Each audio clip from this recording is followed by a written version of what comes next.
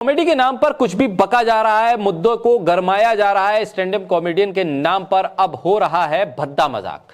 दरअसल कॉमेडियन समय रैना के शो इंडियाज गॉट टैलेंट के एक एपिसोड पर पूरे देश का आक्रोश उमड़ के आ गया है। वायरल वीडियो को देखकर लोगों में गुस्सा है। लोग लगातार सवाल कर रहे हैं कि आखिर ये हो क्या रहा है। न सिर्फ हो क्या रहा है बल्कि रणवीर अलाहाबादिया को लेकर भी सवाल उठ रहे हैं। जिस तरह से भद्दे अश्लील कमेंट किए हैं उन पर एफआईआर भी हुई है, पुलिस पूछताछ के लिए भी पहुंच रही है। महाराष्ट्र सरकार का भी दबाव है और लगातार केंद्र सरकार के जो अलग अलग विभाग हैं जो आमतौर पर खामोश रहते हैं, चाहे राष्ट्रीय महिला आयोग हो या मानवाधिकार आयोग, वो भी एक्टिव नजर आ रहे हैं। ये वही रणवीर अलाहाबादिया हैं जिन्होंने प्रधानमंत्री मोदी के हाथों भारत मंडपम में एक बड़ा अवार्ड हासिल किया था और केंद्र की मोदी कैबिनेट के मंत्रियों के लगातार पॉडकास्ट किए थे।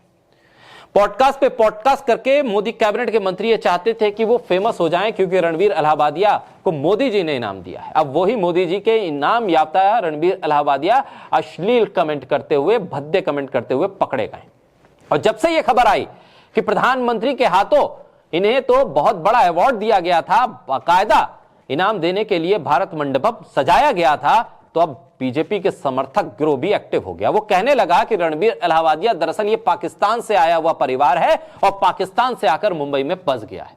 यानी मामला पाकिस्तान तक जा पहुंचा है। कमेंट पे बात नहीं हो रही है, इस बात पर बात नहीं हो रही है कि इस पॉडकास्टर को किस किस की शरण मिली हुई है, किस किस से आस्था जुड़ी हुई है। सोशल मीडिया पे इन्फ्लुएंसर के तौर पर अपूर्वा मखीजा, कॉमेडियन समय रैना को भी इसमें घसीटा जा रहा है, उन पर भी एफआईआर हो रही है। बॉम्बे हाईकोर्ट में इस मामले में पूरे में शिकायत भी हुई है।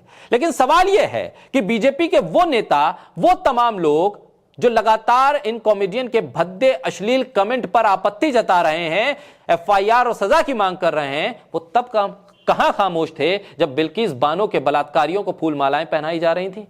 इस देश ने वो तस्वीरें भी देखी हैं कि बलात्कारियों के समर्थन में तिरंगा यात्राएं निकल रही थी। कठुआ से लेकर हाथरस तक में नंगा नाच हो रहा था और तमाम लोग खामोश थे क्योंकि वो तब एक धर्म विशेष के खिलाफ था और उसमें जो आरोपी थे एक पार्टी विशेष से जुड़े हुए थे। तब आप खामोश रहते हैं और अब जब आप बोलते हैं तो आपकी नीयत पर सवाल जरूर उठेगा।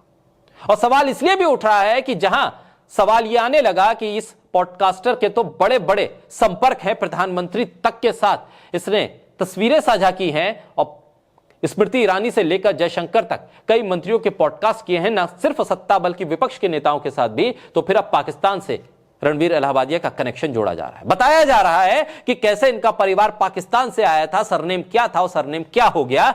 यानी कि हर तरफ से जुगाड़ लगाई जा रही है कि कैसे बीच का रास्ता निकले और फिर प्रधानमंत्री के साथ तस्वीर साझा करने वाले शख्स को बचने का एक रास्ता दिया जाए।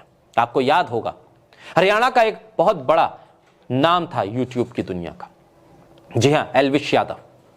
किस तरह से उसने सांप के जहर से लेकर और तमाम तरह के मामले में जब उसका नाम आया तब बचता बचाता वो हर राज्य की पुलिस के आसपास से गुजर गया क्योंकि उसके लिंक थे हरियाणा के मुख्यमंत्री तक और हरियाणा के मुख्यमंत्री उसे प्रेरणा का स्रोत युवाओं के लिए बताते थे।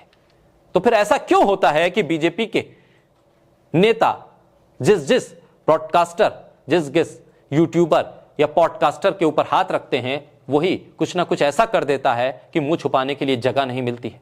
बहरहाल अब देखना होगा कि रणवीर अलाहाबादिया समेत इस पूरी मंडली के खिलाफ क्या कुछ कार्रवाई होती है, किस तरह से आगे मामला बढ़ता है। और जो लोग सवाल उठा रहे हैं आज इन पॉडकास्टर्स की अश्लील कमेंट्स पर, उन्हें उस वक्त भी सवाल उठाने चाहिए थे और आगे भी उठाने चाहिए जब किसी बलात्कारी के समर्थन में यात्रा निकले या फिर बलात्कार करने के आरोपी जेल से बाहर आए तो फूल मालाएं पहनाई जाएं, तब भी सवाल उठने चाहिए, उठाने चाहिए।